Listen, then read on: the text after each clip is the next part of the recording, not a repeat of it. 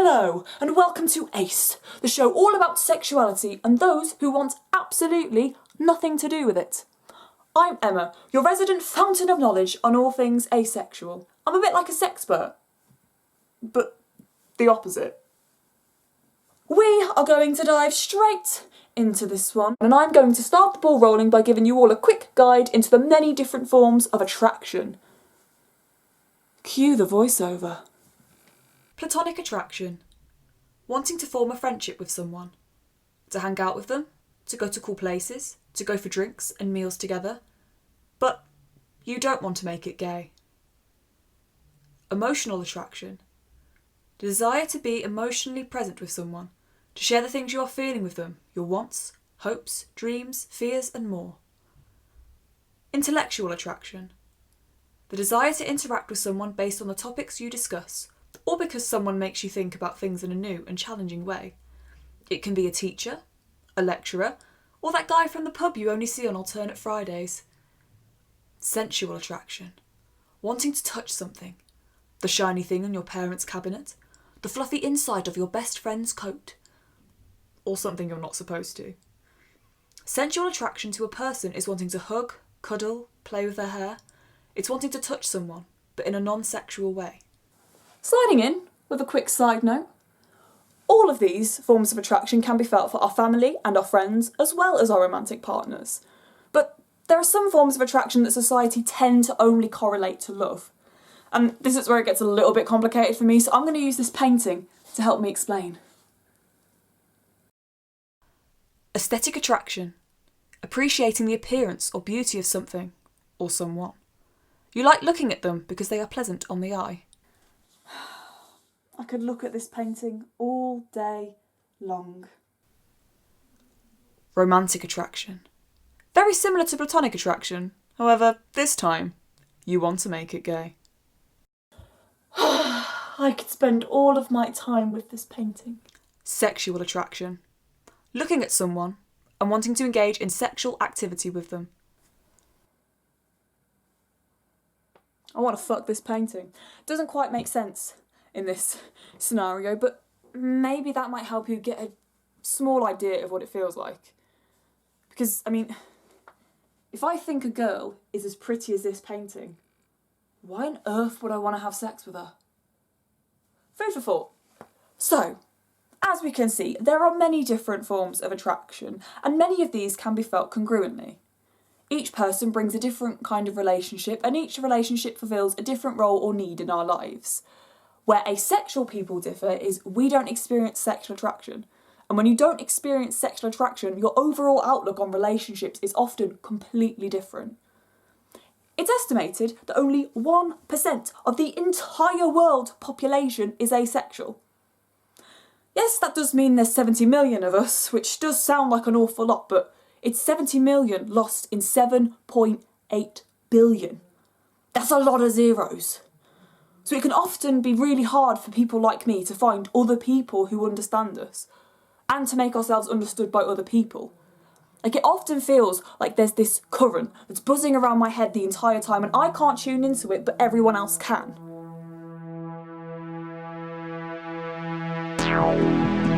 Hello, and welcome to the Sex Cube.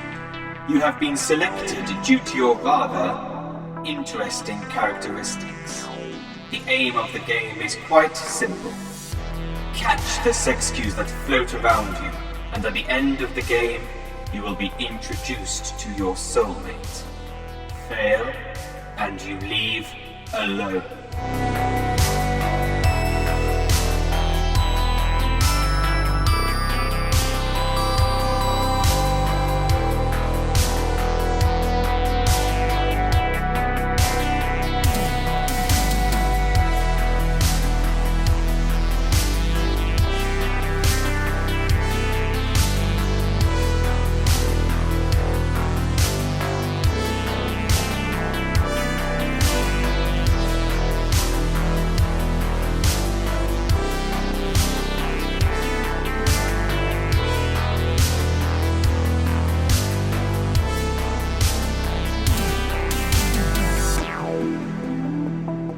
Congratulations! You did not miss a single cue. You have successfully completed the level.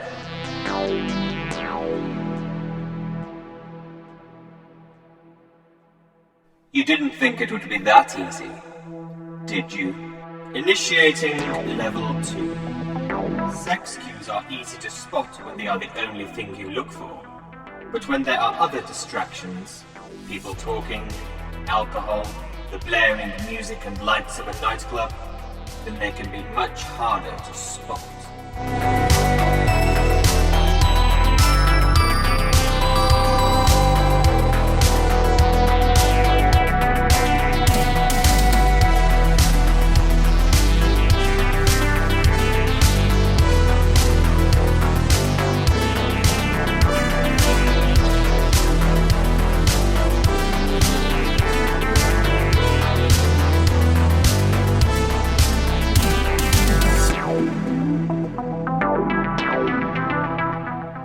Impressive. I would have thought for sure you would have failed by this point. You must be really concentrating. You have reached the final level. Now we add in all the other factors: nerves, anticipation, past heartbreaks, mistakes, and the fact that this girl is so pretty she could obviously never like you back.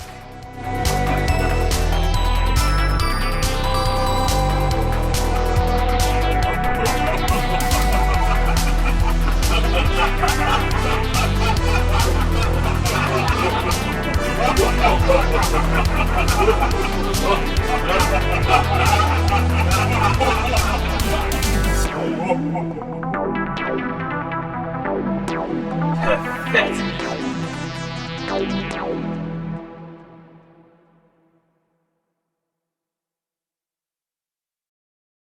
Хей, здрасти. Ти тук за срещата ли си? What? Тук ли си за срещата? Питам те дали си тук за срещата. Аз отивам на срещата. Срещата след 10 минути. Ако отиваш на срещата, промени ли се входа? Вместо от 4-ти етаж, трябва да качим от 5-ти етаж. Right. Hallo, bist du hier für diese Besprechung? Bist du für die Besprechung hier? What? Die Besprechung, bist du für die Besprechung hier? Also ich gehe zur Besprechung. I don't understand what's... Also die Besprechung, die ist doch in 10 Minuten. Also wenn du dahin möchtest, die haben jetzt den Eingang geändert. Also nicht mehr im 4., sondern im 5. Stock. Тя не иска да ми каже дали е тук за срещата или не. Ти тук за срещата ли си? Also ich bin hier für die Besprechung. Bist du? Sí, yo también estoy aquí para la reunión. ¿Quién es esta? ¿Estás tú aquí para la reunión? ¿Estás aquí para la reunión? Питам те дали си тук за срещата. Аз отивам на срещата. Bist du für die Besprechung Ако hier? отиваш на срещата, промени ли се входа? Вместо от 4-ти етаж, трябва да качим от 5-ти етаж. Bist du hier für diese Besprechung? Eso no es una reunión de conversacional. Es sobre los jardines de comunidad. Bist du für die Besprechung hier? No sabemos este año si queremos rosas Wir o otros sind colores. hier Защо für не казваш die нищо? Besprechung. Защо ме игнорираш? Защо не игнорираш всички? ¿Por qué no me dices nada? Питам те дали си тук за срещата. Аз отивам ¿Qué на te срещата. pasó? Bist du für die ¿No Besprechung hier? escuchas? На теб какво ти има? Глуха ли си или... Also, es sieht so aus, als ob sie überhaupt nicht weiß, Не ме ли ob чуваш, sie че jetzt ти hier wegen говоря? dieser Besprechung ist ¿Cómo que oder no me nicht, oder für entiendes? irgendwas anderes. ¿Cómo que no entiendes a Може би трябва nosotros? някой да ни помогне. Estábamos Какво? hablando Как може да не ме muy разбираш? claro. Как може да не ни разбира? ¿Qué te pasó? Wieso sagst du Определено denn сме gar nichts? ясни. Ignorierst du mich? Warum Защо не ignorierst казваш du mich? нищо? Was ist Защо denn ме mit dir? игнорираш? Kannst du nicht Защо не hören, dass гледаш ich mit dir всички? rede? Може би трябва някой да Ich glaube, помогне. dieses Gespräch ist bescheuert. Как може да не ме разбираш? Как може да Muss не dir ни irgendjemand разбира? helfen? Estábamos Wieso Определено kannst du сме das nicht ясни. verstehen? Защо не казваш Wieso нищо? kannst du uns nicht Защо verstehen? ме игнорираш? Wir Защо не reden doch гледаш ganz всички? klar Защо не und казваш нищо? deutlich. Защо ме игнорираш? Защо не ме разбираш? Как може да не ме разбира? Определено сме ясни. muy claro, muy claro. Estábamos Wir reden doch hablando ganz klar muy claro. und deutlich.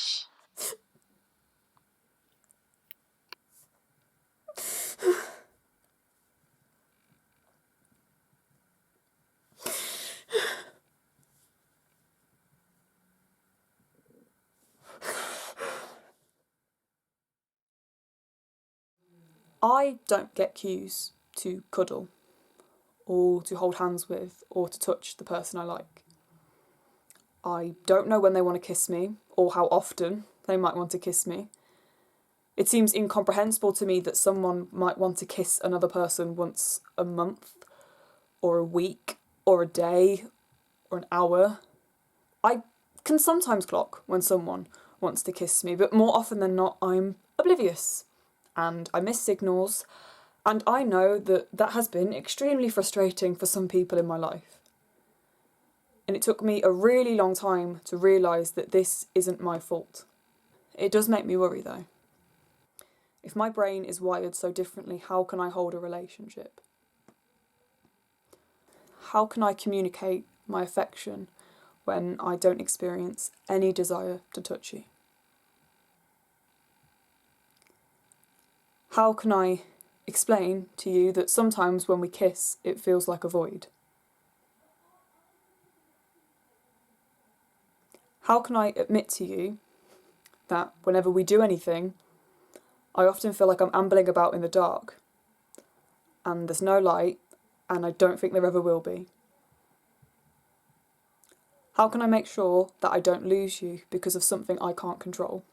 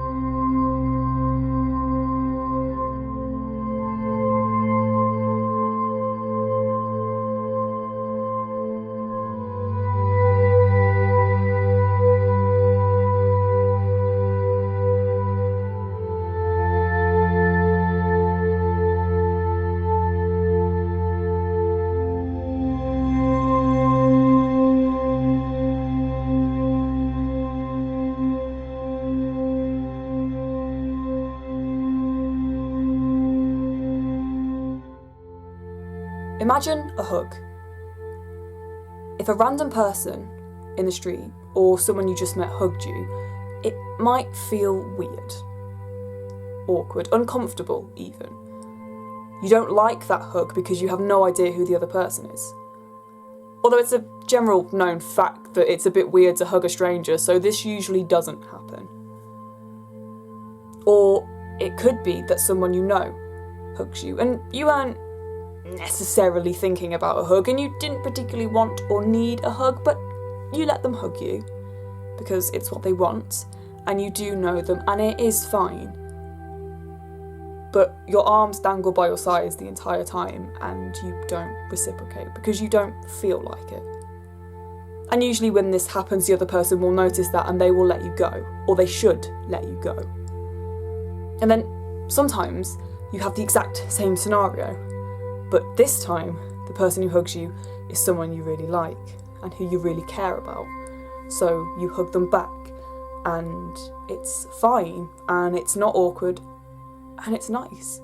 You can enjoy this hug even though you weren't necessarily thinking about hugging them, because it's someone you know and care about. And then there are times when someone hugs you, and the second their arms wrap around your back, you realise how badly you needed that hug. So you hold them, and it's warm, and it's cosy, and it's safe, and you find yourself feeling just how happy you are that that person is in your arms. And maybe when you let go, there's a few brief seconds where you find yourself wanting to hug them again. Or they let you go and you're full up on hugs for a while, but in either instance you do eventually go back to not thinking about hugs. Using this metaphor, I don't ever feel like hugging anyone. And in fact, to be honest, I rarely think about hugging in general. But I do know when I like it. And I do know that in the right scenario, I can enjoy hugging someone. Asexuality isn't as simple as, oh, they just don't want sex. It's a lot more intricate than that. There are some of us who are sex repulsed, who would never want to engage in any form of sexual activity. There are those who are sex positive, who are enthusiastic about sex and will actively seek out any number of casual or permanent partners. And then there are people like me, who are indifferent. We don't think about sex and we're largely unbothered by it, but if the opportunity and situation were to arise, we're open to it. Asexuality is a massive spectrum, and just like anything else, it deserves to be explored and understood.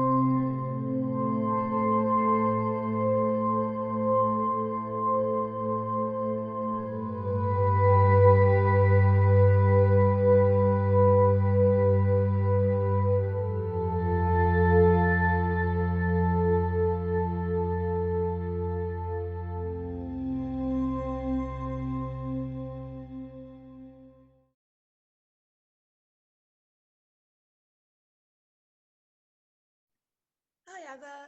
Hello. Lovely to speak to you. Just for the sake of myself and everyone else, I could just have your pronouns so I know I'm addressing you correctly. She, her, they, them. Oh, good. Fabulous. Wonderful. Nice to speak to you. I'm Adwa, by the way. Just going to ask you some questions. Could you tell us a little bit about your experience working in queer art? Oh, incredible. Well, I started working towards LGBT content towards the end of 2018 when me and my friend Jack came up with an idea to do a show about LGBTQ plus inclusive sex education.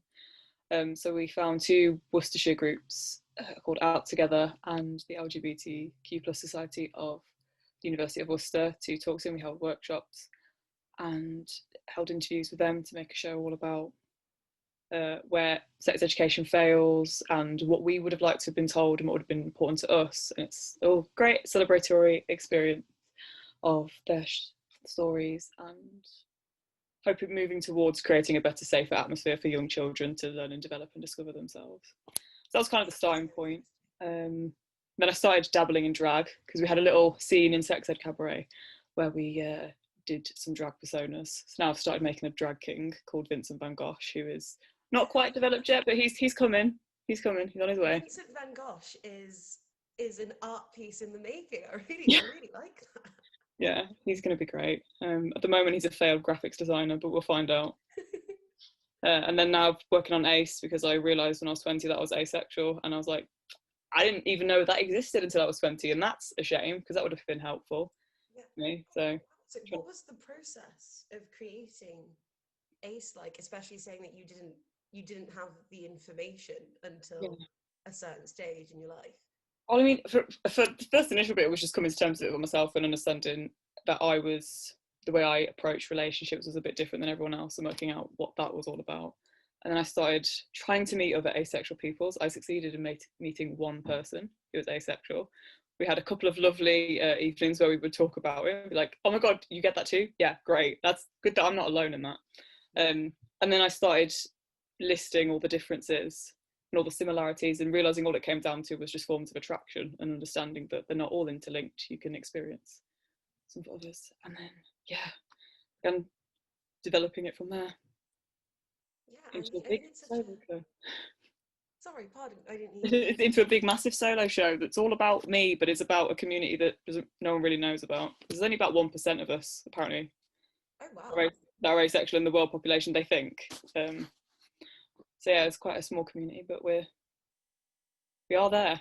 Yeah, and I think even though you said, oh, it's all about me, I think that's such an important thing to start with you, because from the solo piece that you've created, there's so much information where other people can see a little bit of themselves, like the sides that, you know, a lot of us would wish that someone would just teach you as a kid, that you've got to spend a lot of time kind of discovering for yourself. I think that's one of the like really lovely things of your performance as well. The performance as well, like it alludes to like the complexities of human communication. And I just wanted to know, like, how has COVID's effect on human interaction affected you as an artist, as like the process, just in general, really? It's been interesting. Also, that's probably the thing that I've thought of a lot. I think what COVID did was, I think it made a lot of people understand emotional intimacy an awful lot more, because I think you can't touch the people anymore. So I think it makes you unpick how you actually think and feel about things rather than going off physical sensations. It's, oh, this is what I feel, this is what I feel. And I think on a personal level, it's made me have understand a bit more about physical intimacy and physical relationships a bit more, because I think I always found it a bit weird, but now I think it's maybe understand and appreciate it more in a way that I didn't think before, because obviously I think I realised I do need it, as opposed to thinking, oh, I don't know how I feel about that. It's like, I do actually need it. So I think that's probably going to come into effect. Get my piece a little bit more.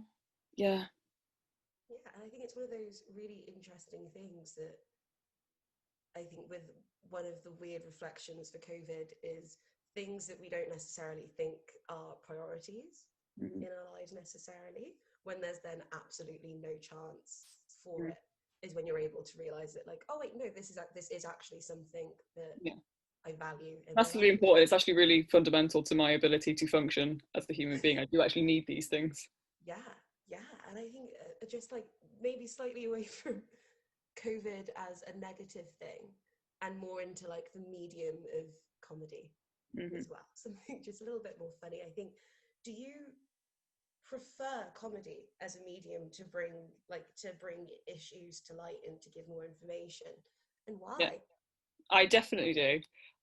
I did a lot of research while I was at university into comedy and trauma, and how comedy is an effective form of untapping hidden trauma and helping you process that. I think there's a quote, I can't remember who it's by. It was like, what is it now?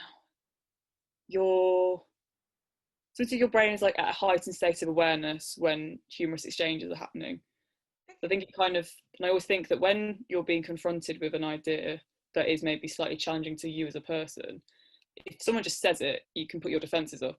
I think when you're laughing, you relax and you let all that go. So it helps you think maybe about things you weren't thinking of before. So I think that's a very important thing. And also, on another level, life's quite difficult and laughing is amazing.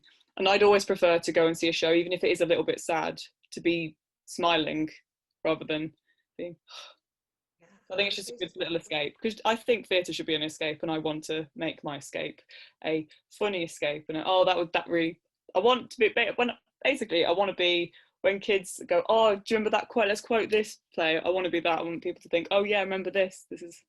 Yeah, absolutely. I see that happening. And I think as well, like one of the things of comedy is it's nicer, you feel more at ease when you're laughing. So Yeah. it's easier to process things. And like, as you said, if someone just says it to you straight up, you might automatically put barriers up.